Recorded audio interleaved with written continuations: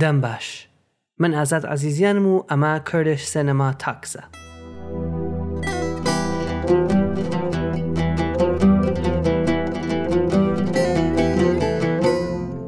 کردش سینەما تاکس هەوڵێکە بۆ ناساندنی زیاتری سینەمای کوردستان. لەم پۆدکەستەدا سەردانی هەموو بەشەکانی کوردستان و دایاسپۆرا دەکەین بۆ گێڕانەوەی چیرۆکی سینەمای کوردی و تایبەتمەندیەکانی. کاتێکە لە سینەمایە باس لە موزیکەکەین بەبەستمان زیاتر دەنگێکە کە لە دەرەوەی دنیای فیلمەوە و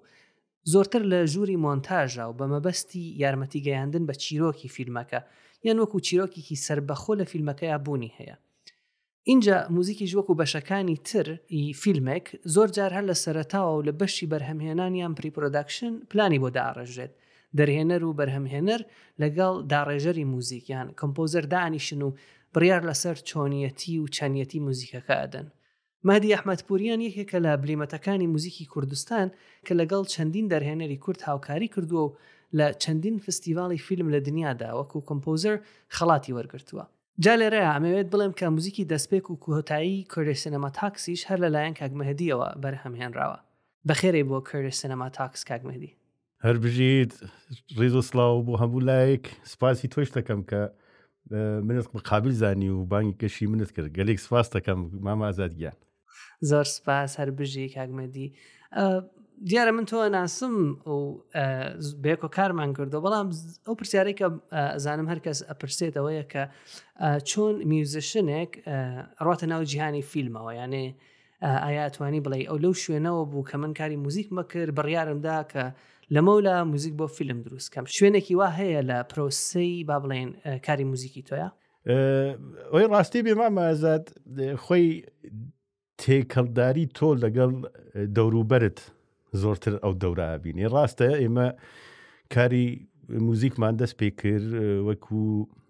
نەوازەندە، خۆب تەبعاً دەست پێک تۆ وەک نەوازەندە کارەکەی، دوایی تر ڕێ و ڕێباز بۆ خەت دیارەکەی، ئیتر چونکو دەوروبەری ئێمەیش بازیگەر هەبوون، کارگردان هەبوون وەکی دۆست و ڕەفیق، ئیتر بەرەو کاری دراماتیک ڕێگەیەک باز ئەبێ تۆ بتەوێت نەتەوێت، چونکو دەوروبەرت سینەماکار شانوکار ئەوانە بن حەزەکەی کە لەگەڵ یانە هاوکاری بکەی، یعنی دوور نەکەفیتەولیان. دیارە هۆکاری سەرەکی ئەوەی کە من ڕوو بکەم بە موزی دراماتیک خاڵی سەرەکی ئەوە بوو کە دەوروبەری من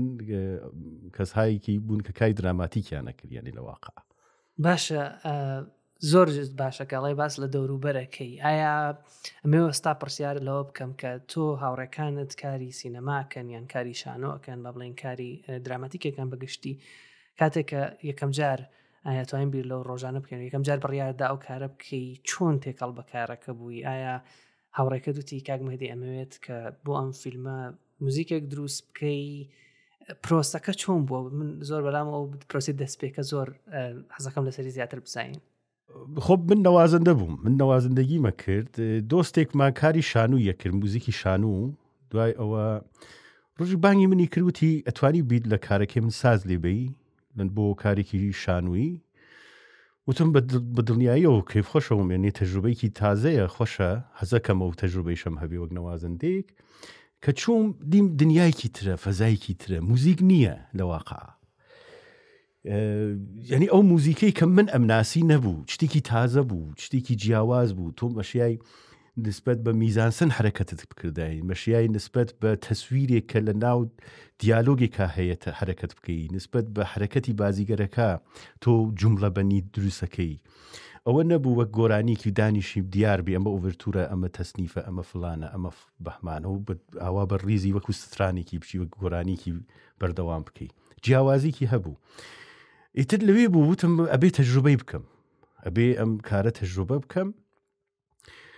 ئیتر بە شانوو دەسم پێ کرد، ڕۆی ڕاستی بێ بە شانوو دەسم پێ کرد. ئیتر وردە خۆب شارەکەی شارێکی بچووکە سنە، شارێکی زۆر گەورە نییە. ئەو وەختەیش کەسانێک کە کاریانە کرد مەحدود بوون، کەم بوون، وەکو ئێستا نییە. ئێستا دۆست و ڕەفیق گەلێک زۆرن کاری هونەریەکەن لە سنا و هەمووشیان باش بە خۆشحاڵیەوە. ئەوەڵین کاری حرفەیی کە کردم من بۆ کارێکی دراماتیک ناقوس النقل آخر یک شانو بو که هی دانشجوهای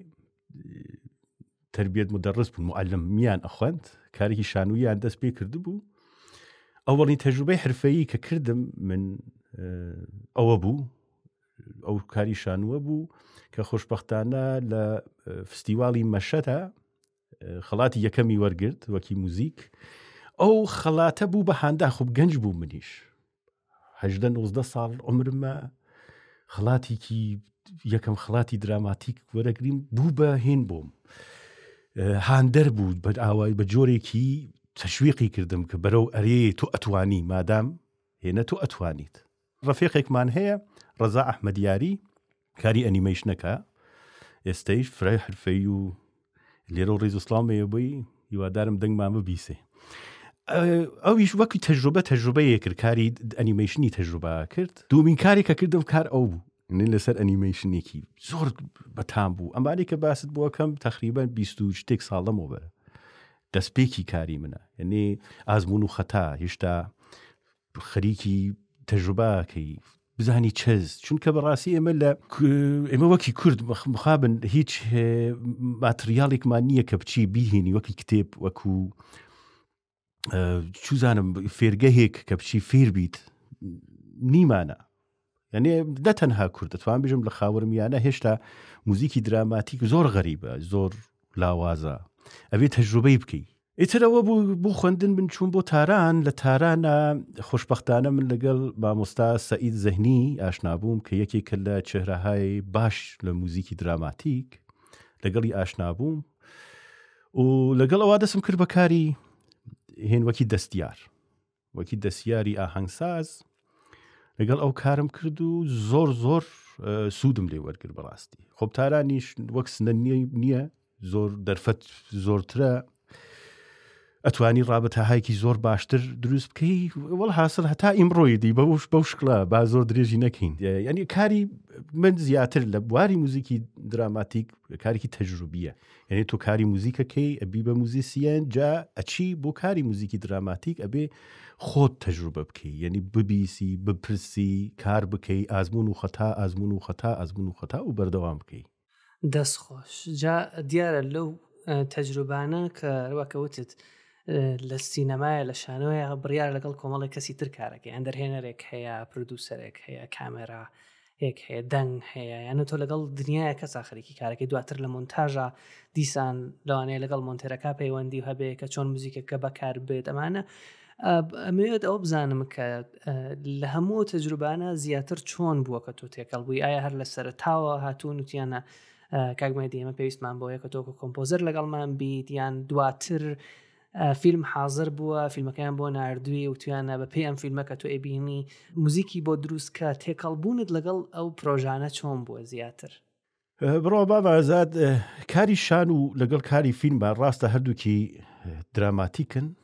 ولی تۆزێک جیاوازیان هەیە. تۆزەکە چییە؟ تۆ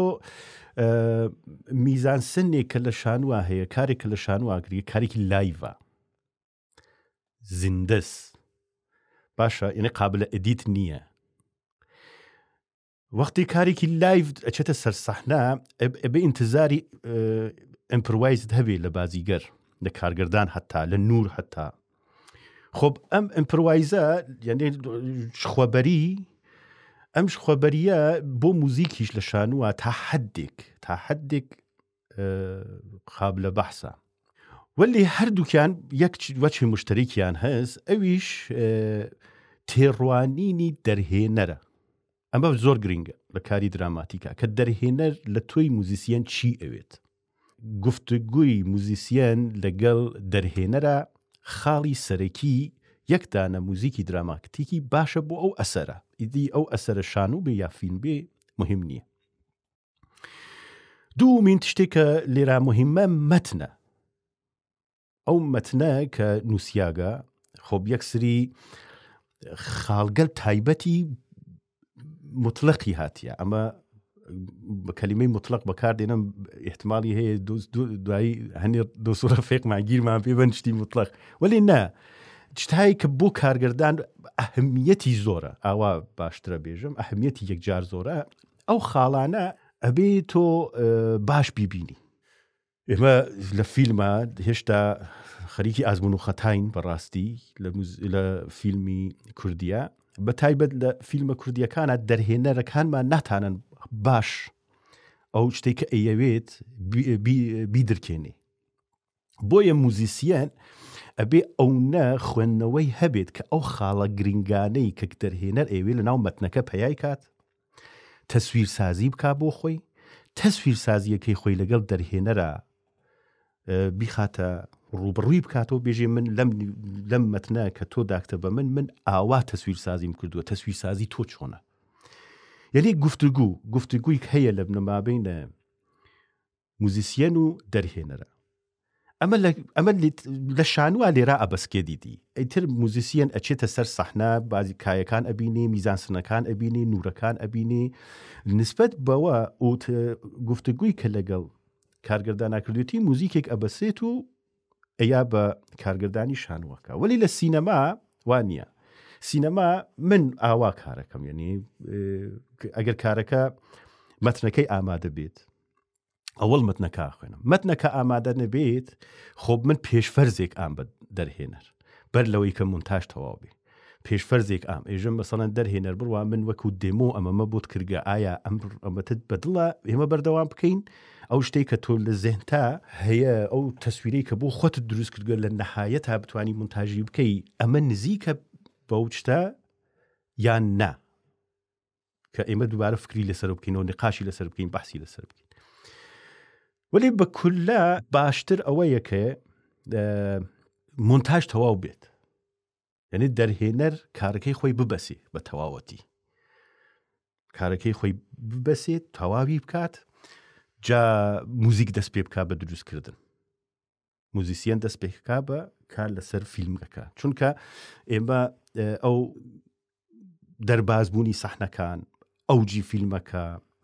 مژاری فیلمەکە، ئەمانە وەختێک دیار ئەوێ زوڵاڵ ئەوێ شەفاف ئەوێت کە کارگردان ئەمەی بەستە بێ.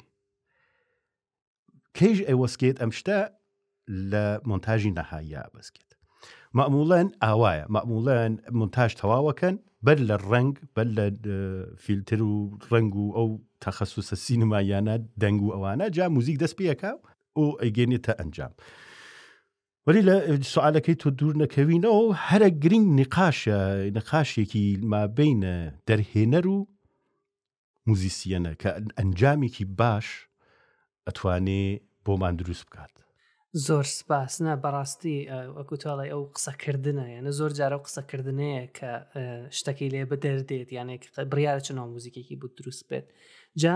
لەو قسەکردنەیە تۆ ئەوکو کۆمپۆزەرێک بە دوای چی ئاگەڕ، یانێ چاوەڕوانی چییە لە دەرهێنەرێک کە چیت بۆ باس بکات، یعنی ئەو خاڵەت سەرەکیانەی کە تۆ بە دوای ئاگەڕی ئەها من بە دوای ئەو شتاگەڕە بۆ دوای شتاگەڕم چین. بڕوا مامە ئازاد زۆر جوانە ئەو پرسیارە،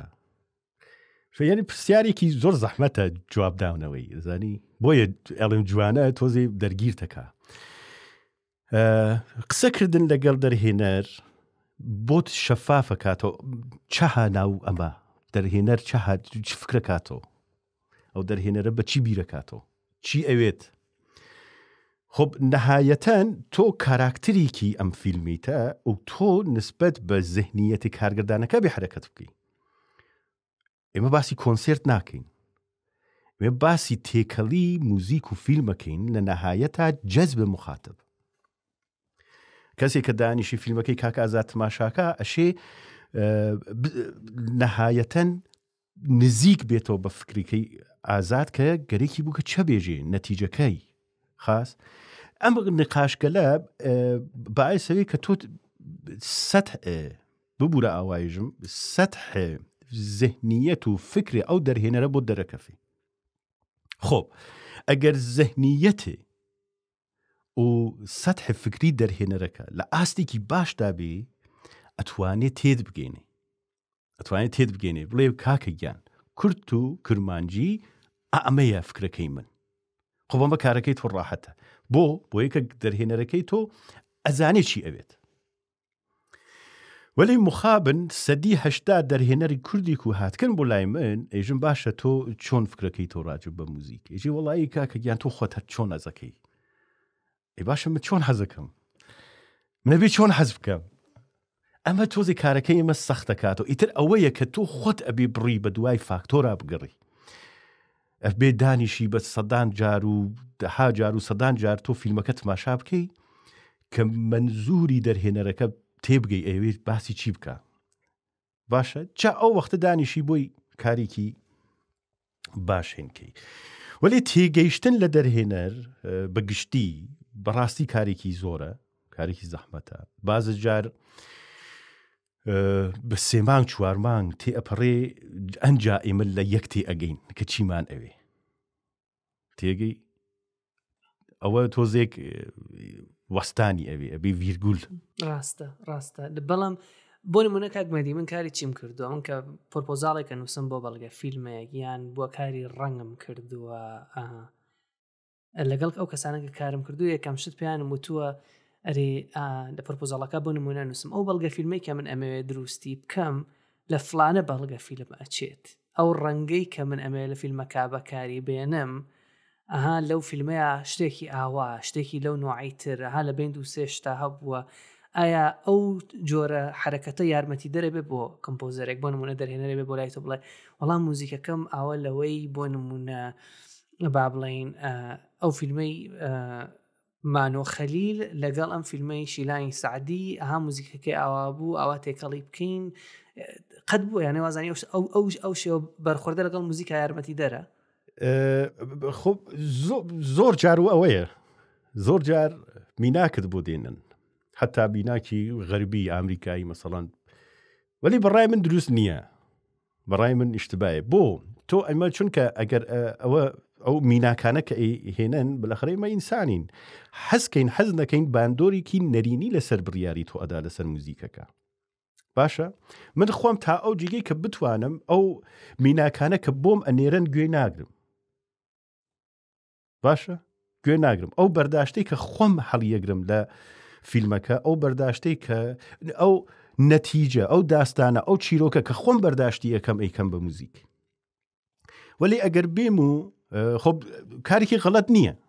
من نایژم کارێکی غەڵەتە من باسی تەجروبەی خۆمەکەم بە شەخصە ئەگەر من گەرەکەم بێ لەسەر داستانێک بڕوا فیلمە داستانی فیلمی داستانی هەیە مەوزوع ئەیە کارەکەی زۆر ڕاحەترە لە فیلمی دەکیومنتاری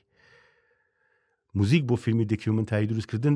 زۆر سەخترە لە فیلمی داستانیە فیلمی داستانی داستانێکت هەیە چیرۆکێکت هەیە ئەم چیرۆکە بۆ تۆ نەتیجەگیری ئات ئەم چیرۆکە تەسویر دروستەکا بۆ تۆ مەسەڵەن تۆ وەختاری لەسەر دمدم گەرەکت بێ فیلمێک دروست بکەی ئێمە خۆمان بە سەدان جار دمدممان خوێندووە دانە تەسویرەکان هەیە لە بەرچاومەوە ئەزانم وەختی ئەو ژنانەی کە خۆیان لە دیواری دمدم داوێژ نەخوارە و ئایسەتانە بۆی دروستکەم هەر ئایسەتوان بۆی دروست بکەم بۆ ئەمە چیرۆکی هەیە باشە ولی لە فیلمی دۆکیومنتاری ئەبێ چیرۆک دروست بکەی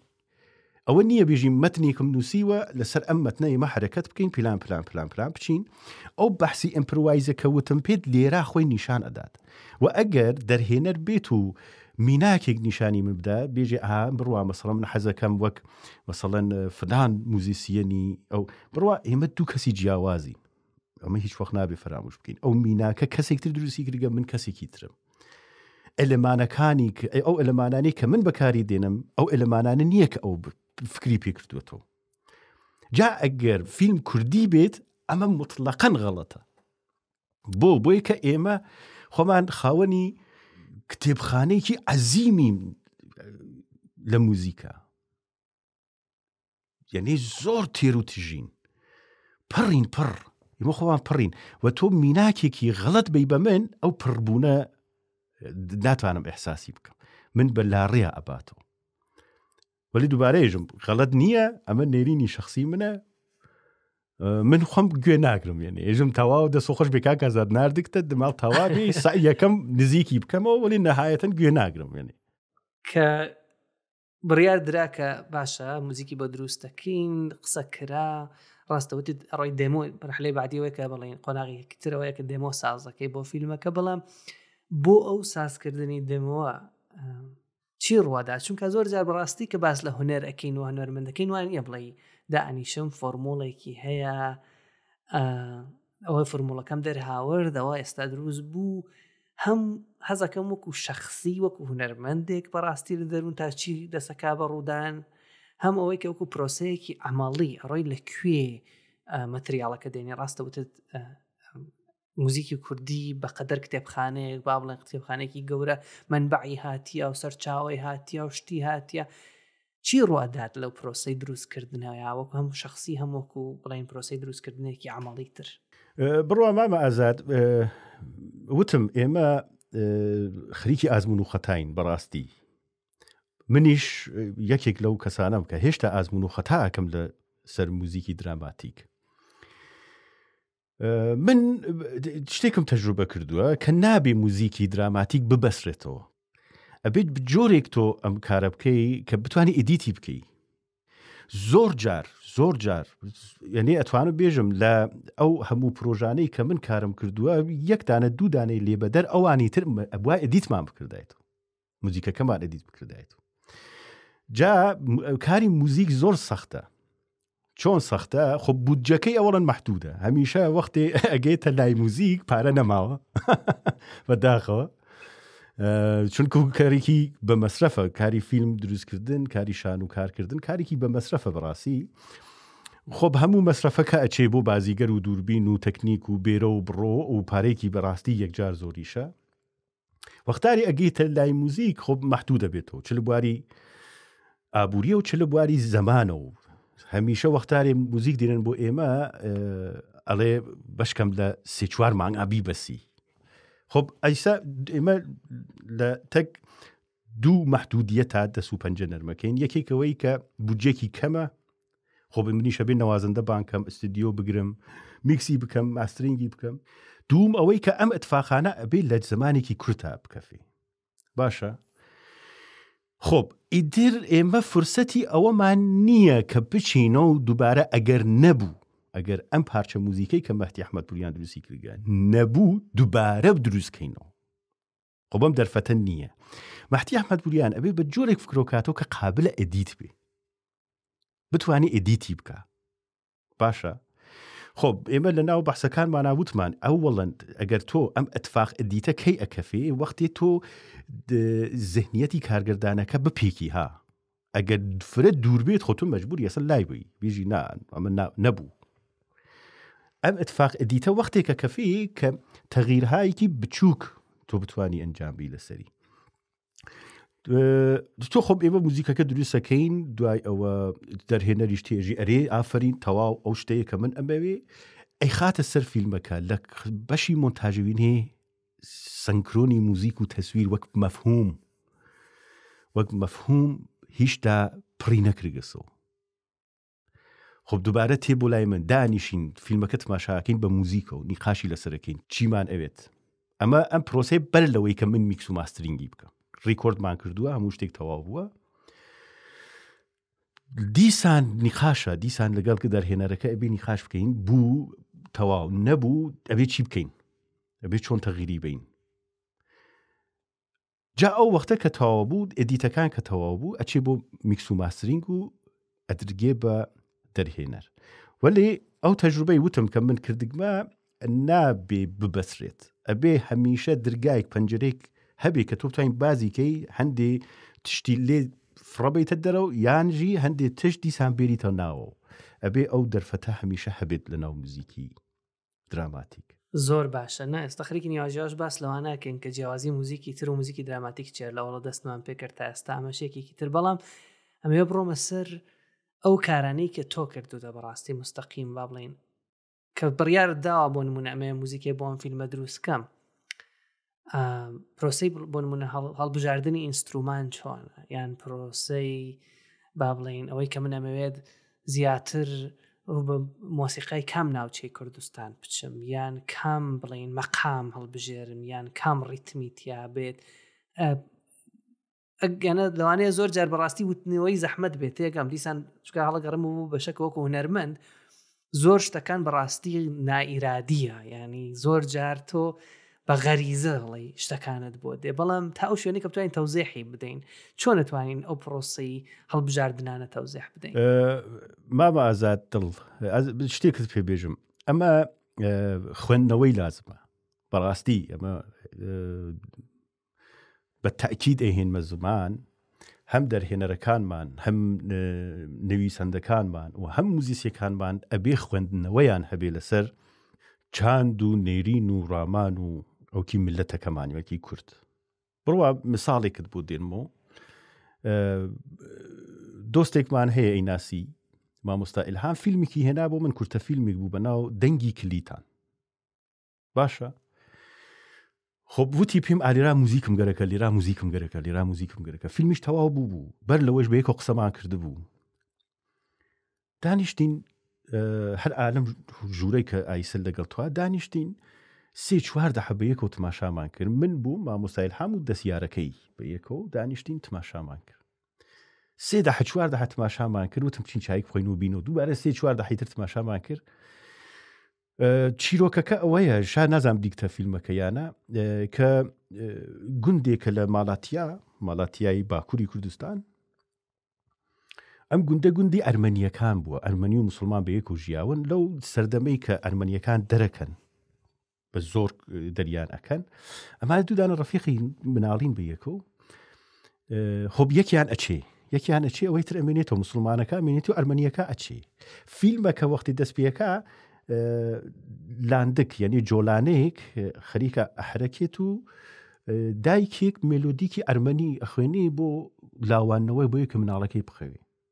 تواو مەتریالم پیا کرد مێلۆدی فول کوردی 100% ئەو ناوچەیە کارم ڕاحەت بوو هەناسەمدا مامۆستا ئیلهام وتی لێرەیشا ئەمە وتم نایەوێ وتی لێرایە وتم نایەوێ ناوەڕۆکی فیلمەکە حتا یەک نۆت من موزیکم بووی نەنووسی فقط ژەنەریکێکم بووی دروست کرد ژەنەریکەکەیش ئەو مێلۆدیە کە ئەو دایکە ئەیخواند هێنام بە ئۆرکستراسیۆنم کرد دام بە دوودوک و گرتی تواو چەسپیە ئەترسیام وەختی تەواو بوو ئەترسیام زەبتیشم کرد بوو ئەترسیام نەبێت سینک نەبێ قاوم کرد لە مامۆستا ئیلهام وتم مامۆستا بێرۆ گوێشکەی بین وەختاری فیلمەکە تواو بوو موزیکەکە دەسی پێ کرد ماشای مامۆستا ئیلهامم کرد وتم تەواو یعنی ترسیام مامۆستا ئیلهام بەدڵی نەبێ یعنی من خۆم مطمئن بووم کە تەواو چەسپیاگە ئیسا مەسەڵەن کارێکی تۆ با لەسەر کارێکی تۆ باس بکەین بڕوا کارێکی تۆ کارێکی میتۆلۆژیکە باشە منی ئەحمەد پوریان ئەشێ ئەو نە میتۆلۆژی ملەتەکەی خۆم بناسم کە خوراکێک تەمیست پێ بە میتر باشە مەسەڵەن دەبیرتە چەند جار دانیشتین باسمان کرد لێرا چە بکەین لێرا کێ بیخوێنی لێرا چە بخوێنی لێرا یەکێکی تازە ئەبێ بنووسرێت تۆ دیت ئەنجاممان کرد ئەگەر ئێمە ئەو توورەکەمانە بە ئەنازەی کافی شتی تیان نەبواتایە خۆب ئەنجاممان ناکرد بەڕاستی بازی جێگەگەلی مە فقط ریتمان بەکار هەورگم میلۆدیمان بەکار نەهێناوە بۆ یەکە ریتم ئەو سەحنەگەلەی کە ئێمە انتخابمان کردگە احتیاجێکی بە میلۆدی نییە خۆی میلۆدی هاتیە حرەکەتەکان بۆ خۆی میلۆدیە ئەو هێنانە بۆ خۆی میلۆدیە مەگەر میلۆدی ئێمە لێرا ریتمان ئەحساس کەمبوت کرد بە ریتم ئەمەمانە پڕۆ کردو ئەمە ئەگەڕێتەوە سەرد کە تۆ چەندێک پڕی چەندی خوێندنەوەت هەست چەندی موزیکی خۆت ئەناسی چەندی چاندی خۆت ئەناسی چەندی ملەتەکەی خۆت ئەناسی و ئەمەیشە بەڕاستی پێویست بە خوێندنەوەیە پێویستە تۆ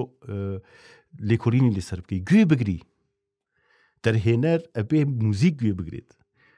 موزیسیەنێکی دراماتیک گەشێت تماشای فیلم بکات تێجی بووی ئەبێ بیهێنێتەوە لای یەک ئانالیز بکات ئەم فیلمە بۆ خەڵاتی وەرگرتووە ئەو ئانالیزی بکات بۆ خۆی خۆ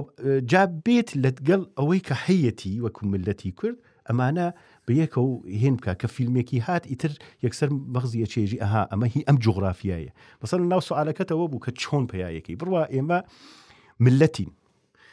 فرە زوانین فرە ئەویلین فرە دینین فرە چاندی لڕ لەگەڵ یەکدانە باکووریە ئەرز و ئاسمانی فەرقە. ئەبێ من ئەم معلوماتمە هەبێ. ئیسەب ئەگەر تۆ فیلمێک دروستەکەی کە لە باکووری کوردستان حرەکەتەکە ئەچێ بۆ لوڕستان، ئام تەغیرە منە موزیسیە نەبێ نیشانی بم و تا ئەتلاعاتی کافیم لە مۆردی ئەم دوو چاندە نەبێت بەڕاستی ناتوانم ئەم تێکەڵیە دروست بکەم. فکرکەم ئابەم ئینە ئاخرە توانیم جواب بمەوە. دەستخۆش بەڕاستی باش بوو کە شکاو شتێکە من ئێستا بیرەکەم و پێی قسەکانی تۆ وەکو میوزیشنێک تۆ هەم ئەرجاعەکەی بە دنیای فیلمەکە خۆی، ینی هەم تماشای دنیای فیلمەکە خۆی دەکەی، هەم فیلمەکە ئەخەیتە ناو دنیای دەرەوە، یعنی پەیوەندی فیلم لەگەڵ دنیای دەرەوی شاچیەوە بە تێکەڵێک لەم دوانە موزیکی فیلم شکڵەگرێ.